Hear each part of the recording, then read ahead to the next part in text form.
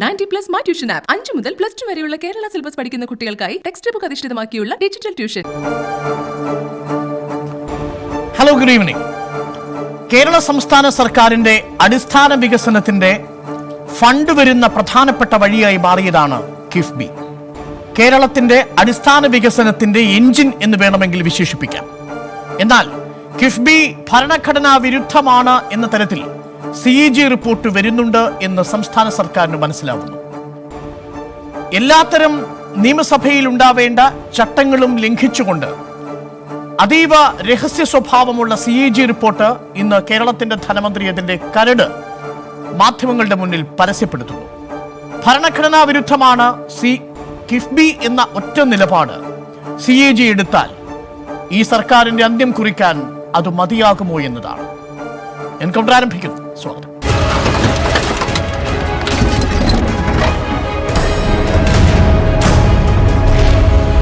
അന്വേഷണ വേളയിൽ ഒരിക്കൽ പോലും ഉന്നയിക്കാത്ത ചോദ്യം, എക്സിറ്റ് മീറ്റിംഗിൽ പോലും ഉന്നയിക്കാത്ത കാര്യം റിപ്പോർട്ടായിട്ട് എഴുതി വെക്കാം. എന്നിട്ട് പോണ പോക്കിലെ ഉദ്യോഗസ്ഥന്മാരോട് പറയാ, ഞങ്ങൾ ചിലത് എഴുതി വെക്കുന്നുണ്ട് കണ്ടോ. ആ ഭീഷണിയൊന്നും കേരളത്തോട് വേണ്ട. അത് BJP കേന്ദ്ര സർക്കാരിനോടും അവരുടെ നിയന്ത്രണത്തിൽ വരുന്ന ഏത് ഏജൻസിയോടും ഞങ്ങൾ പറയുന്നു. ഇവിടെ നിയമസഭയുടെ മേശപ്പുറത്ത് പോലും വെക്കാത്ത ഒരു റിപ്പോർട്ട് എവിടെ നിന്നാണ് ധനകാര്യമന്ത്രിക്ക് ലഭിച്ചത്? ഇവിടെ ധനകാര്യമന്ത്രി ഗുരുതരമായ ചട്ടലംഘനമാണ് നടത്തിയിട്ടുള്ളത്. സംസ്ഥാന സർക്കാരിന്റെ സാമ്പത്തിക താൽപര്യങ്ങൾ മുൻനിർത്തിയാണ് നിയമസഭയ്ക്ക് മുന്നിലെത്തേണ്ട അതീവ രഹസ്യ സ്വഭാവമുള്ള CAG കരട് റിപ്പോർട്ട് പരസ്യപ്പെടുത്തിയത് എന്നാണ് ധനമന്ത്രി തോമസ് ഐസക്കിന്റെ വാദം. കിഫ്ബിക്കെതിരെ ഇടഞ്ഞ CAGക്ക് രാഷ്ട്രീയ ചൈവാണെന്ന വാദം നിലനിൽക്കുമോ? ചട്ടലംഘനങ്ങളുടെ പട്ടികയിൽ ധനമന്ത്രി ചാടിക്കയറിയത് കിഫ്ബിക്ക് ഭരണഘടനാ സാധുതയില്ല എന്ന CAG റിപ്പോർട്ടിലെ ഉള്ളടക്കം കണ്ടിട്ട് ഹാലിളകിയതുകൊണ്ടാണെന്നാണ് പ്രതിപക്ഷത്തിന്റെ ആരോപണം. എല്ലാം പൊളിച്ചെടുക്കുന്ന വലിയ കൊടുങ്കാറ്റാണോ ഇനി കിഫ്ബിയെ കുറിച്ച് CAG റിപ്പോർട്ടിൽ വരാനുള്ളത്? എൻകൗണ്ടർ പരിശോധിക്കുന്നു. മുൻകൂർ ജാമ്യമോ എല്ലാം തുറന്ന യുദ്ധമോ?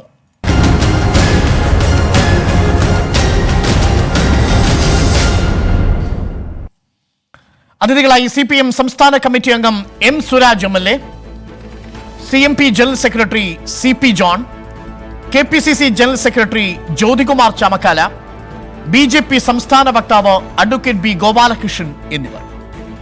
ആദ്യം സുരാജിലേക്ക്. സുരാജ്, ഈ സർക്കാരിന്റെ ഫ്ലാഗ്ഷിപ്പ് പരിപാടികൾ എന്ന് നമ്മൾ കണക്കാക്കിയിരുന്ന എല്ലാ പദ്ധതികളും കോടതി കയറുന്നൊരവസ്ഥയിലേക്ക് എത്തുന്നു. ഇത് 2019 ഫെബ്രുവരിയിലാണ് ഇന്ന് തോമസ് ഐസക്ക് സൂചിപ്പിച്ച ഒരു BJP പ്രവർത്തകന് വേണ്ടി KPCC സെക്രട്ടറി ഹൈക്കോടതിയിൽ ഒരു വക്കാലത്ത് ഏറ്റെടുത്തുവെന്ന കിഫ്ബി വിഷയവുമായി ബന്ധപ്പെട്ടുകൊണ്ടുള്ള കേസ് ഉണ്ടാവുന്നത്. പക്ഷേ അത് അദ്ദേഹം പരസ്യപ്പെടുത്തിയത് CAG റിപ്പോർട്ടിന്റെ കരട്, അത് നിയമസഭയിൽ എത്തേണ്ടതാണ്, അത് പബ്ലിക് അക്കൗണ്ട്സ് കമ്മിറ്റിയുടെ മുൻപാകെ എത്തേണ്ടതാണ്. ആ ചട്ടങ്ങളെല്ലാം താൻ ലംഘിക്കുകയാണ് സംസ്ഥാനത്തിന്റെ സാമ്പത്തിക താല്പര്യത്തെ മുൻനിർത്തി എന്നാണ് ധനമന്ത്രി തോമസ് ഐസക്കിന്റെ വാദം. നമുക്ക് തുടങ്ങുന്നത് ആ ചട്ടലംഘനത്തിൽ തുടങ്ങാം. അതിനുശേഷം കിഫ്ബിയുമായി ബന്ധപ്പെട്ട് നിരവധി വിഷയങ്ങളുണ്ട്. ഈ വികസനവുമായി ബന്ധപ്പെട്ട് നമ്മൾ ചർച്ച ചെയ്യപ്പെടേണ്ട വിഷയങ്ങളുണ്ട്, അതിലേക്ക് വരാം. ഈ ചട്ടലംഘനം ഗുരുതരമല്ലേ? അത് ധനമന്ത്രി തോമസ് ഐസക്ക് എടുത്ത ഒരു ധീരതയായി നിങ്ങൾ കണക്കാക്കുമോ? ചർച്ചയിലേക്ക് വരുന്നതിന് മുൻപായി തന്നെ എനിക്ക് സൂചിപ്പിക്കാനുള്ളത്, അങ്ങിപ്പോൾ ചർച്ചയിൽ പങ്കെടുക്കുന്നവരുടെ പേരുവിവരങ്ങൾ പറഞ്ഞ കൂട്ടത്തിൽ ഞാൻ ശ്രദ്ധിക്കുകയായിരുന്നു. അത് UDFൽ നിന്ന് 2 പേരാണ് പങ്കെടുക്കുന്നത്. ഞാൻ പറയുന്നത്, ഒരു ചർച്ചയെല്ലാം സംഘടിപ്പിക്കുമ്പോൾ സാമാന്യമായ ചില മര്യാദകളൊക്കെ പാലിക്കണ്ടേ. ഒന്ന്, ദീർഘകാലമായിട്ട് ഇത്തരം ചർച്ചകളിലെല്ലാം കോൺഗ്രസിനും BJPക്കും ഒരേ അഭിപ്രായമാണ്. അത് പിന്നെ മറ്റാർക്കും ഒന്നും ചെയ്യാൻ കഴിയുന്നതല്ല. നമ്മളിപ്പോൾ ചർച്ചയിൽ 4 പേർ പങ്കെടുക്കുന്നു. ആ 4 പേരിൽ 3 പേർ ഒരേ അഭിപ്രായഗതിക്കാരാവുന്നു. തീർച്ചയായും അങ്ങയുടെ അഭിപ്രായം എന്താണെന്നും പ്രേക്ഷകർ ഊഹിക്കുന്നുണ്ടാവും. അപ്പോൾ അങ്ങനെ ഒരു ചർച്ച രൂപപ്പെടുകയാണ്. അത് യാദൃച്ഛികമായി വരുന്നതുമല്ല. UDFന്റെ 2 നേതാക്കന്മാരെ ഒരേ വിഷയത്തിൽ വിളിക്കുകയാണ്. സാധാരണ അങ്ങനെയൊക്കെ കാണാറുള്ളത്, ആ 2 നേതാക്കന്മാർ തമ്മിൽ മൗലികമായി, അല്ലെ ആ 2 കക്ഷികൾ തമ്മിൽ മൗലികമായി അഭിപ്രായ വ്യത്യാസം ഉണ്ടാകുമ്പോഴാണ്. നിങ്ങൾ എന്തുകൊണ്ടാണ് ഇങ്ങനെയുള്ള മര്യാദകേടുകൾ കാണിക്കുന്നത് എന്നാണ് മറുപടി. ഇതിൽ കിഫ്ബിയുമായി ബന്ധപ്പെട്ട് ഈ സർക്കാരിനെ ഏറ്റവും കൂടുതൽ വിമർശിക്കുകയും ഇതുമായി ബന്ധപ്പെട്ട സാമ്പത്തിക കാര്യങ്ങൾ ചർച്ച ചെയ്യുകയും മുൻ പ്ലാനിംഗ് ബോർഡിലെ അംഗം എന്ന നിലയിൽ കൂടിയാണ് ഞങ്ങൾ CMP ജനറൽ സെക്രട്ടറി കൂടിയ CP ജോണിനെ വിളിച്ചിരിക്കുന്നത്. കിഫ്ബിയുമായി ബന്ധപ്പെട്ട വിഷയങ്ങളാണ് അദ്ദേഹത്തോട് നമ്മൾ ചോദിക്കാൻ ഉദ്ദേശിക്കുന്നതും പ്രധാനമായി തന്നെ. അല്ല, അതൊന്നും ഒരു ശരിയായ സമീപനമല്ല. 2 കാര്യം കൊണ്ടല്ല. അദ്ദേഹത്തിന്റെ പാണ്ഡിത്യമോ അല്ലെങ്കിൽ മറ്റാരുടെയെങ്കിലും പാണ്ഡിത്യമോ വൈദഗ്ധ്യമോ ചോദ്യം ചെയ്യാൻ ഞാനാളല്ല. എനിക്ക് അവരോടെല്ലാം ബഹുമാനമേ ഉള്ളൂ.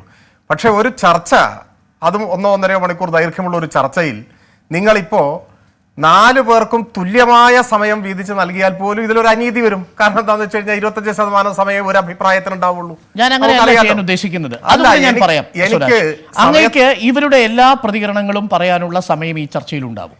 അങ്ങേക്ക് ആനുപാതികമായി കിട്ടേണ്ട കൂടുതൽ സമയം അങ്ങേക്ക് അനുവദിക്കുകയും ചെയ്യും. അതിലങ്ങ് ആശങ്കപ്പെടേണ്ട. സമയമാണെങ്കിൽ അത് അങ്ങേക്ക് നീതിപൂർവമായി ഞാൻ വീതിച്ചു നൽകും.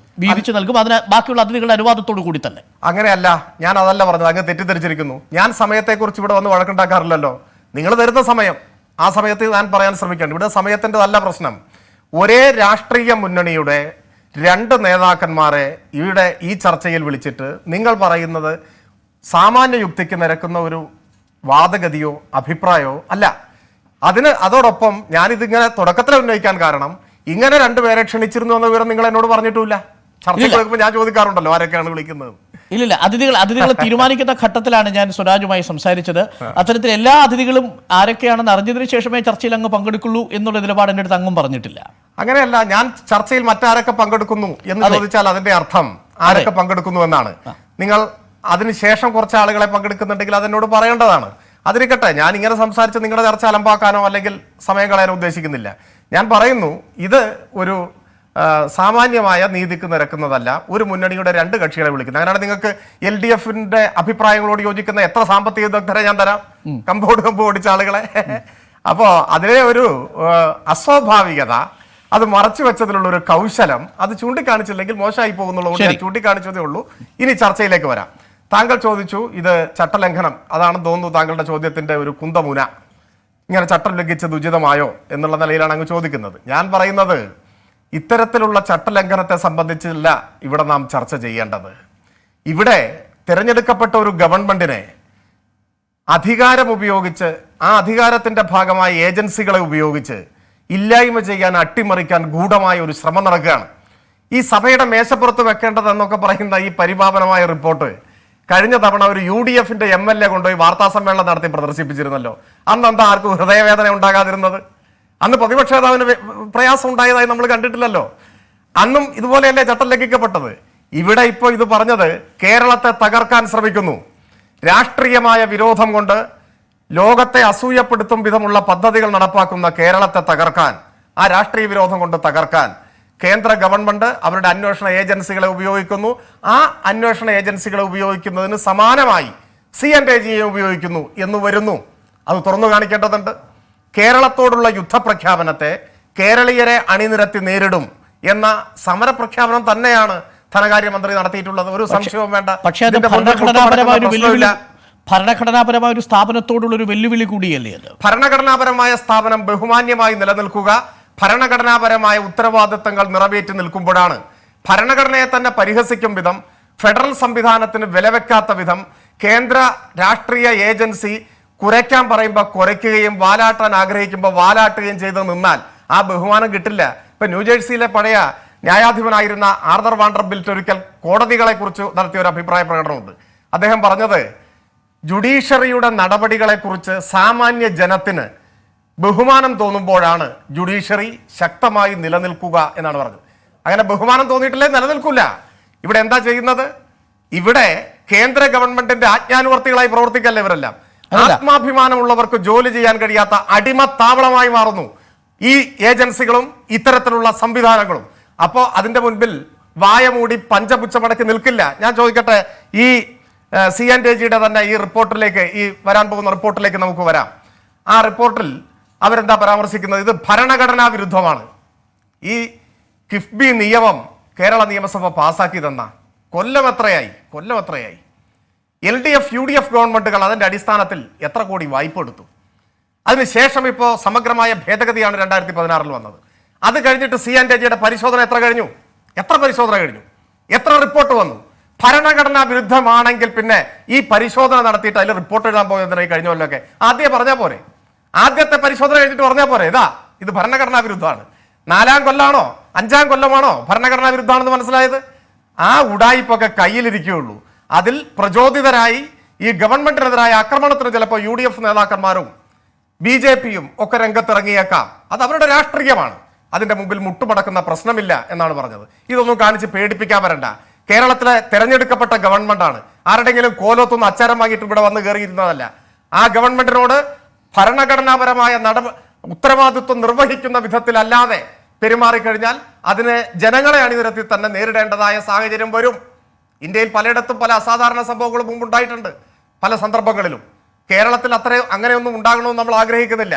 പക്ഷേ എല്ലാ അതിർവരമ്പുകളും ലംഘിച്ചാൽ ഈ കേരളത്തിന്റെ മുൻപോട്ടുള്ള കുതിപ്പിനെ ഇങ്ങനെയൊക്കെ തടയിടാമെന്ന് കരുതിയാൽ കാഴ്ചക്കാരായിരിക്കില്ല. അത് തന്നെയാണ് മന്ത്രി പറഞ്ഞത്. റൈറ്റ്, ശരി, ഞാൻ ബാക്കിയുള്ള ഡീറ്റെയിൽസിലേക്ക് വരാം. അതിന് മുൻപ് എനിക്ക് ജ്യോതികുമാർ ചാമക്കാലയുടെ ഒരു പ്രതികരണം വേണം. ജ്യോതികുമാർ ചാമക്കാല, ഇന്ന് ഇപ്പോൾ സ്വരാജ് ചോദിക്കുന്നൊരു വളരെ പ്രധാനപ്പെട്ട ചോദ്യമുണ്ട്. ഇതൊരു കേരളത്തിന്റെ വികസനത്തിന്റെ എഞ്ചിനാണ് ഈ കിഫ്ബി. ആ കിഫ്ബിയെ തകർക്കാൻ വേണ്ടി ഗൂഢാലോചന നടത്തുന്നതിൽ ഒരു ഭാഗത്ത് നിൽക്കുന്നത് കോൺഗ്രസ് ആണ്. പ്രതിപക്ഷ നേതാവ് നേരത്തെ തന്നെ കിഫ്ബിയെക്കുറിച്ച് ചില സംശയങ്ങൾ പുറപ്പെടുവിക്കുന്നു. CAG ഓഡിറ്റുമായി ബന്ധപ്പെട്ട് ചില സംശയങ്ങൾ പറയുന്നു. സർക്കാർ പറയുന്നു CAGയുടെ ആക്ട് പ്രകാരം സെക്ഷൻ 14 പ്രകാരം ഇതിൽ എവിടെ വേണമെങ്കിലും ഓഡിറ്റ് നടത്തുന്നതിന് സർക്കാർ എതിരില്ലെന്ന് തുറന്നു തന്നെ പറയുന്നു. ഇതിന്റെ യൂസർ നെയിമും പാസ്വേഡും തന്നെ CAGക്ക് തുറന്നു കൊടുക്കുന്നു. അതെല്ലാം കണ്ട് തൃപ്തനായി CAG കഴിഞ്ഞ വർഷങ്ങളിലൊക്കെ റിപ്പോർട്ട് സമർപ്പിക്കുന്നു. ഇപ്പോൾ വളരെ പെട്ടെന്ന് ഭരണഘടനാ വിരുദ്ധമാണെന്ന നിലപാടെടുക്കുന്നു. അത് ഈ സർക്കാരിന്റെ ഫ്ലാഗ്ഷിപ്പ് പദ്ധതിയാണ്. അപ്പോൾ ലൈഫ് ഒരു ഭാഗത്ത് അത് ED കൊണ്ടുപോകാൻ നിൽക്കുന്നു, മറുഭാഗത്ത് കസ്റ്റംസ് നിൽക്കുന്നു. ഇപ്പോഴിതാ കിഫ്ബി എന്ന ഈ വികസനത്തിന്റെ എഞ്ചിനെ തകർക്കാൻ CAG നിൽക്കുന്നു. അതുകൊണ്ടാണ് ധനമന്ത്രി പ്രതികരിച്ചത് എന്നാണ് സ്വരാജിന്റെ വാദം. ജ്യോതികുമാർ ചാമക്കാല, ഇത് കഴിഞ്ഞ തവണ CAG റിപ്പോർട്ട് കയ്യിൽ പിടിച്ചു പറഞ്ഞ MLAക്ക് ബാധകമാകാത്തത് ധനമന്ത്രിക്ക് എങ്ങനെ ബാധകമാകും എന്ന ചോദ്യം കൂടിയുണ്ട്. ഞാൻ അതാ തിരിച്ചു ചോദിക്കാൻ ആദ്യം ആഗ്രഹിക്കുന്നത്, കഴിഞ്ഞ തവണ CAG റിപ്പോർട്ട് നിയമസഭയിൽ വയ്ക്കുന്നതിന് 2 ദിവസം മുമ്പ് അതുമായി അനുബന്ധമായിട്ടുള്ള അതിന് തത്തുല്യമായിട്ടുള്ള ഒരു വിഷയത്തെക്കുറിച്ച് നിയമസഭയിൽ അല്ലെങ്കിൽ പത്രസമ്മേളനത്തിൽ ഉൾപ്പെടെ ശ്രീ PT തോമസ് പറഞ്ഞപ്പോൾ അതിനെതിരെ അങ്ങേയറ്റം പ്രക്ഷോഭം നടത്തിയ, അതിനെതിരെ ആക്രോശിച്ചു ചാടി വീണവർ ആണ് ഇപ്പോൾ പറയുന്നത്. ആ മന്ത്രി ഉൾപ്പെടെയാണ് ഇപ്പോൾ പറയുന്നത്, അദ്ദേഹം ചട്ടവിരുദ്ധമായി പ്രവർത്തിച്ചു എന്ന് പറയുന്ന ആളുകൾ ഉൾപ്പെടെയാണ് ഇപ്പോൾ പറയുന്നത് ഇതെല്ലാം ശരിയാണ് എന്ന് പറയുന്നത്. അപ്പോൾ പിന്നെ ഇപ്പോൾ മന്ത്രി ഇത്തരത്തിൽ ചെയ്തതിനെ കുറിച്ച് എന്താ അവരുടെ അഭിപ്രായം? അന്ന് PT തോമസ് ചെയ്തതാണെന്ന് വാദിച്ചവർ തന്നെയല്ലേ ഇപ്പോൾ ഇത്തരത്തിൽ അത് തന്നെ ചെയ്തിരിക്കുന്നത്. അപ്പോൾ PT തോമസിനെതിരെ പിന്നെ നടപടികളെടുക്കണം എന്ന് വരെ ആവശ്യപ്പെട്ടവർ, ചോർത്തി എന്ന് ആവശ്യപ്പെട്ടവർ പറഞ്ഞവർ ഇപ്പോൾ എന്തുകൊണ്ടാണ് ഈ മന്ത്രി തന്നെ മന്ത്രിക്ക് ഇത്തരത്തിൽ റിപ്പോർട്ട് എവിടെ നിന്ന് കിട്ടി? മന്ത്രിക്ക് റിപ്പോർട്ട് കിട്ടിക്കഴിഞ്ഞാൽ സ്വാഭാവികം ഇത് മന്ത്രിയാണെന്ന് ആലോചിക്കണം. ഒരു മന്ത്രിയെ, ധനകാര്യമന്ത്രിയെ സംബന്ധിച്ച് ഇപ്പോൾ പിന്നെ എന്താ ഇതിൻ്റെ ബൈല അനുസരിച്ച്, ആക്ട് അനുസരിച്ച് സ്വാഭാവികമായും ഇത്തരത്തിൽ റിപ്പോർട്ട് സംസ്ഥാന സർക്കാരിൻ്റെ ഓഡിറ്റിങ്ങിനെ സംബന്ധിച്ചുള്ള റിപ്പോർട്ട് കൊടുക്കേണ്ടത് ഗവർണർക്കാണ്. ഗവർണർക്ക് വേണ്ടി ധനകാര്യമന്ത്രി അത് നിയമസഭയിൽ വയ്ക്കണം. അത് PSCയുടെ പരിഗണനയ്ക്ക് പോയതിനു ശേഷം അത് ടേബിൾ ചെയ്യണം. അതിനെ തുടർന്ന് ചർച്ചകൾ ഉണ്ടാകേണ്ടതുണ്ട്. അതിന് വിരുദ്ധമായി ഇത് എങ്ങനെയാണ് ഒരു മന്ത്രി ഇത്തരത്തിൽ റിപ്പോർട്ട് കിട്ടിയിരിക്കുന്നത്? അത് അതിൻ്റെ ഡ്രാഫ്റ്റാണോ ഫൈനലാണോ എന്നൊന്നും നമുക്കറിയില്ല. അതൊന്നും പറയുന്നില്ല, ഡ്രാഫ്റ്റാണെന്നാണ് കേൾക്കുന്നത്. ഏതായാലും ഡ്രാഫ്റ്റ് ആണെങ്കിൽ പോലും ഫൈനലാണെങ്കിൽ പോലും ഒരു മന്ത്രിയെ സംബന്ധിച്ച് അദ്ദേഹം നടത്തിയിട്ടുള്ള ചട്ടവിരുദ്ധമായിട്ടുള്ള കാര്യമാണ്, അവകാശ ലംഘനം തന്നെയാണ് നടത്തിയിട്ടുള്ളത്, നിയമസഭയുടെ അവകാശ ലംഘനം തന്നെയാണ്. ഏതായാലും അതിനെ സംബന്ധിച്ച് നിയമ നടപടികളുമായി MLAമാർ പോകുമെന്ന് പറഞ്ഞിട്ടുണ്ട് ഒരു ഭാഗത്ത്. മറുഭാഗത്ത് ഇപ്പോൾ പറയുന്നത് CAGയെ സംബന്ധിച്ച് താങ്കൾ ചോദിച്ചൊരു ചോദ്യം, CAGയെ സംബന്ധിച്ച് പ്രതിപക്ഷം പറഞ്ഞത് തന്നെ, ഈ കിഫ്ബിയെ സംബന്ധിച്ച് പ്രതിപക്ഷം പറഞ്ഞത് തന്നെ CAGയും ആവർത്തിക്കുന്നു എന്നാണ്. ഇവിടെ ചട്ടവിരുദ്ധമായി പ്രവർത്തിച്ചാൽ, നിയമവിരുദ്ധമായി പ്രവർത്തിച്ചാൽ അത് പ്രതിപക്ഷത്തിനും ഭരണപക്ഷത്തിനും കണ്ടു നിൽക്കുന്നവർക്കും കോടതിക്കും ഇതുപോലെ ഏജൻസികൾക്കുമൊക്കെ അത് ചട്ടവിരുദ്ധമെന്നേ പറയാൻ കഴിയൂ. അതിനെന്താ തർക്കം? ഇവിടെ ഞാൻ ചോദിക്കട്ടെ അരുണേ, ഇപ്പോൾ K-ഫോണുമായി ബന്ധപ്പെട്ട് അതുപോലെ തന്നെ നമ്മുടെ ലൈഫ് മിഷൻ പദ്ധതിയുമായി ബന്ധപ്പെട്ടൊക്കെ നിരവധി വിഷയങ്ങൾ ED ഉൾപ്പെടെയുള്ളവർ ഫയൽ ചോദിച്ചപ്പോൾ എന്താ സർക്കാർ പറഞ്ഞത്, മുഖ്യമന്ത്രി ഉൾപ്പെടെ പറഞ്ഞത്? ആ ഫയലുകൾ നോക്കാൻ CAGക്ക് മാത്രമേ അവകാശമുള്ളൂ എന്നാണ്. CAG ഇപ്പോൾ നോക്കിക്കഴിഞ്ഞപ്പോൾ പറയുന്നത് CAG രാഷ്ട്രീയമായി പെരുമാറുന്നതാണ്. ഇതെന്ത് ലോജിക്കാണെന്നേ? പിന്നെ ആരാ അന്വേഷിക്കേണ്ടത്? അടിസ്ഥാനമായ സംശയമുണ്ട്. ഞാൻ ഒരു ആ കാര്യത്തിലേക്ക് കൂടി വന്നതിന് ശേഷം ബാക്കി ഡീറ്റെയിൽസിലേക്ക് പോകാം. ഇതിൽ സ്വരാജ് ചോദിച്ചൊരു ചോദ്യം, ഇത് ഭരണഘടനാ വിരുദ്ധമാണെന്ന് CAG കണ്ടെത്തിയത് 2020-ലാണോ? 1999 ഉണ്ടാക്കിയ ഒരു ആക്ട്, അത് LDF സർക്കാരും UDF സർക്കാരും മത്സരിച്ചതിൽ ഈ പറയുന്ന ബോണ്ടുകൾ ഇറക്കി പണം സമാഹരിച്ചിട്ടുണ്ട്. 2002 UDF 10 കോടി, 2003 506 കോടി, UDF സർക്കാരിന്റെ കാലത്ത് ഏകദേശം 1000 കോടി രൂപ സമാഹരിച്ചതും ഇതേ കിഫ്ബി ആക്ടിന്റെ പരിധിയിലാണ്. 2016 അതിൽ ചില ഭേദഗതികൾ വരുന്നു, മസാല ബോണ്ട് വരുന്നു, അതിൽ പുറത്തുനിന്ന് പണം എടുക്കുന്നു. അപ്പോൾ CAG റിപ്പോർട്ട് അതിനുശേഷവും കൊടുക്കുന്നു 3 എണ്ണം. അപ്പോഴൊന്നും ഭരണഘടനാ വിരുദ്ധമാണെന്ന് കണ്ടെത്തുന്നില്ല. ഈ ഘട്ടത്തിൽ മാത്രം എങ്ങനെ കണ്ടെത്തുന്നു? അതിൽ എന്തുകൊണ്ടാണ് കേരളത്തിന്റെ വികസനത്തെ വഴിമുടക്കാൻ നിൽക്കുന്ന CAG-യുടെ രാഷ്ട്രീയ താല്പര്യം KPCC മനസ്സിലാക്കാതെ പോകുന്നത്? നോക്കൂ അരുണേ, ഈ CAG-യുടെ കിഫ്ബിയിലെ ഓഡിറ്റിങ്ങുമായി ബന്ധപ്പെട്ട് അവരുടെ ആക്ടിലെ 14(1) അനുസരിച്ചുകൊണ്ട് CAG-ക്ക് പെർമിഷൻ സർക്കാർ കൊടുത്തിട്ടുണ്ട്. പക്ഷേ അവർ ആവശ്യപ്പെടുന്നത് 22 പ്രകാരമുള്ള ഓഡിറ്റിങ്ങിനാണ് അവർ അവകാശം ഉന്നയിച്ചിട്ടുള്ളത്. ആദ്യം മുതൽ തന്നെ അവകാശം ഉന്നയിച്ചിട്ടുള്ളത്.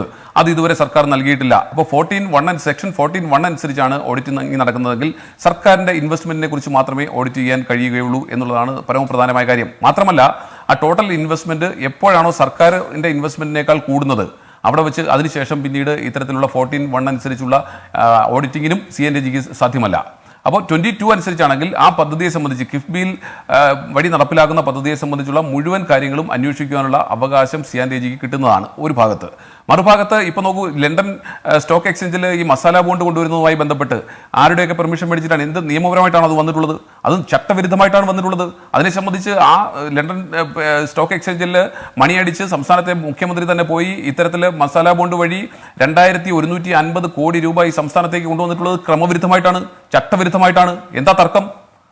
ഏത് നിയമത്തിന്റെ സ്വരാജ് മറുപടി പറയട്ടെ. ഞാൻ CP ജോണിലേക്ക് വരുന്നത് ഓരോ അതിഥിയിലേക്കും എത്തുന്നതിന് മുൻപ് ഞാൻ സ്വരാജിലേക്ക് പോയതിനു ശേഷമേ മറ്റ് അതിഥികളിലേക്ക് എത്തൂ എന്ന് ഞാൻ ആദ്യമേ തന്നെ അറിയിക്കട്ടെ. കാരണം അദ്ദേഹം ചൂണ്ടിക്കാണിച്ചതുപോലെ പാർട്ടിയുടെയും സർക്കാരിന്റെയും ഭാഗം പറയാൻ അദ്ദേഹം മാത്രമേ ഈ ഘട്ടത്തിലുള്ളൂ. ശ്രീ സ്വരാജ്, ജ്യോതികുമാർ ചൂണ്ടിക്കാണിച്ചതിനുള്ള മറുപടി, ഒപ്പം ഞാൻ ആദ്യം ചോദിച്ച ചോദ്യത്തിന് കൂടി, ഇത് മന്ത്രി എന്ന നിലയിൽ CAG റിപ്പോർട്ടിന്റെ ഡ്രാഫ്റ്റ് അത് മാധ്യമങ്ങളുടെ മുന്നിൽ ഇങ്ങനെ പരസ്യപ്പെടുത്തുകയോ അതുമായി ബന്ധപ്പെട്ടൊരു വിഷയം സംസാരിക്കുകയോ ചെയ്യുന്നത് അടിസ്ഥാന ഭരണഘടനാ തത്വത്തിനെതിരല്ലേ? കാരണം CAG ഒരു ഗാർഡിയൻ ഓഫ് പബ്ലിക് പേഴ്സാണ്. മന്ത്രിയുടേതടക്കം ഏതെങ്കിലും തരത്തിൽ സർക്കാർ ധൂർത്ത് കാണിച്ചിട്ടുണ്ടെങ്കിൽ അത് പിടിക്കേണ്ട ഏജൻസിയാണ് CAG. ആ CAG റിപ്പോർട്ട് മന്ത്രി തന്നെ ചോർത്തുന്നു എന്നുള്ളത് ഗുരുതരമായ ഒരു ആരോപണമല്ലേ എന്നതും ബാക്കിയാണ്. അങ്ങ് വീണ്ടും ആവർത്തിച്ചുകൊണ്ട് ഞാൻ സൂചിപ്പിക്കുകയാണ്, ഞാനിതിലെ സമയക്കുറവിൻ്റെ ആ പ്രശ്നമല്ല ഉന്നയിച്ചത്. വീണ്ടും ആവർത്തിക്കേണ്ട കാര്യമില്ലല്ലോ. ഇതിലൊരു അനൗചിത്യമുണ്ട് എന്ന് ഞാൻ പറഞ്ഞത് ഒരു മുന്നണിയിലെ 2 നേതാക്കന്മാരെ വിളിച്ചു എന്നുള്ളതാണ്. സമയക്കുറവിൻ്റെ മാത്രം പ്രശ്നമല്ല. ഇനി ഈ വിഷയങ്ങളിലേക്ക്, ഇപ്പം എന്നോട് ചോദിച്ച കാര്യങ്ങളിലേക്ക് പറയാം. ഒന്ന്, UDF-ന്റെ MLA വാർത്താ സമ്മേളനം നടത്തി കാണിച്ചത് അന്തിമ റിപ്പോർട്ടായിരുന്നു CAG-യുടെ. ഇത് കരട് റിപ്പോർട്ടാണ്. കരട് റിപ്പോർട്ട് വകുപ്പുകളുടെ അഭിപ്രായം അറിയാനും എല്ലാം വേണ്ടി നേരത്തെ വിതരണം ചെയ്യുന്ന ഒന്നാണ്. അന്തിമ റിപ്പോർട്ടും കരട് റിപ്പോർട്ടും ഒരേ ഗൗരവമല്ല പ്രതിനിധാനം ചെയ്യുന്നത്. അതൊന്ന്. 2, ഭരണഘടനാപരമായ ബാധ്യതകളും ഉത്തരവാദിത്വവും എല്ലാം CAG ലംഘിച്ചിരിക്കുകയല്ലേ? എല്ലാം ലംഘിച്ചിരിക്കുകയല്ലേ? ഇപ്പോൾ UDF നേതാവ് ഇവിടെ ചോദിച്ച വിചിത്രമായിട്ട് എനിക്ക് തോന്നി അദ്ദേഹത്തിൻ്റെ വാദം. കാരണം ഞങ്ങൾ അന്തിമ റിപ്പോർട്ട് പുറത്തുവിട്ടപ്പോൾ അത് തെറ്റാണെന്ന് പറഞ്ഞു, അത് തന്നെ നിങ്ങളും ചെയ്തില്ല എന്നാണ്. അങ്ങനെ അന്തിമ റിപ്പോർട്ട് നിങ്ങൾ അന്ന് പുറത്തുവിട്ടത് തെറ്റോ ശരിയോ? എന്നാൽ അതങ്ങ് പറ. ഞാൻ UDF നേതാവിനോട് വിനയത്തോടെ ചോദിക്കുന്നു, അന്ന് സഭയിലൊന്നും വയ്ക്കാതെ നടപടിക്രമങ്ങൾ പൂർത്തീകരിക്കാതെ അന്തിമ റിപ്പോർട്ട് വാർത്താ സമ്മേളനം നടത്തി ഒരു MLA പുറത്തുവിട്ടത് ശരിയോ തെറ്റോ? അതിലൊന്ന് ഉറച്ചു നിൽക്കട്ടെ. മറുപടി ഉണ്ടോ ഈ ഘട്ടത്തിൽ? ശരി, ഉണ്ട്. തീർച്ചയായിട്ടും അവിടെ CAG 2 ദിവസം കഴിഞ്ഞ് വന്ന CAG റിപ്പോർട്ടിലെ അഴിമതി സംബന്ധിച്ച് ചൂണ്ടിക്കാണിച്ചിരിക്കുന്നതിന് സമാനമായ അഴിമതിയെ സംബന്ധിച്ചാണ് PT തോമസ് പറഞ്ഞിട്ടുള്ളത്. അഴിമതിയുടെ സമാനതയെ കുറിച്ച് മാത്രമാണ് പറഞ്ഞിട്ടുള്ളത്. ഇവിടെ CAG-യുടെ എന്താ പറയുക, പ്രിലിമിനറി മിനിറ്റ്സ് അഥവാ പിന്നെ എന്താ പറയുന്നത്, കരട് റിപ്പോർട്ടും അന്തിമ റിപ്പോർട്ടും 2 വ്യത്യസ്തമാണ് എന്ന് പറഞ്ഞാൽ ഇതിന് 2 വെയിറ്റേജ് ആണെന്നൊക്കെ പറയുന്ന ഒരു MLA കുറിച്ച് എനിക്കൊന്നും പറയാനില്ല. കാരണം CAG-യുടെ പ്രൊസീഡിങ്സ് അത് എങ്ങനെയാണ് നടപ്പിലാക്കേണ്ടതെന്ന് അത് പ്രിന്റിങ്ങിന് പോകുമ്പോൾ പോലും ആ ഉദ്യോഗസ്ഥന്മാരുടെ ഇവിടെ ഒരു പ്രശ്നമുണ്ട്. പബ്ലിക് അക്കൗണ്ട്സ് കമ്മിറ്റിയുടെ ചെയർമാനായി വരുന്നത് പ്രതിപക്ഷത്ത് നിന്നുള്ള ഒരാളാണല്ലോ ജ്യോതികുമാർ. അതുകൊണ്ട് തന്നെ ആ CAG റിപ്പോർട്ടുമായി ഏറ്റവും കൂടുതൽ ആദ്യം ഇടപഴകാൻ സാധ്യതയുള്ളതും ഞാൻ മനസ്സിലാക്കുന്നത് PSC ചെയർമാനായിരിക്കും. അതുകൊണ്ട് തന്നെ പ്രതിപക്ഷത്തു നിന്നുള്ള MLA അത് ചോർത്തി ഈ മാധ്യമങ്ങളുടെ മുന്നിൽ എത്തിക്കുന്നു എന്നുള്ളതും വളരെ ഗുരുതരമായ ഒരു ആരോപണമാണ്. മന്ത്രി ചോർത്തിയതുപോലെ തന്നെ.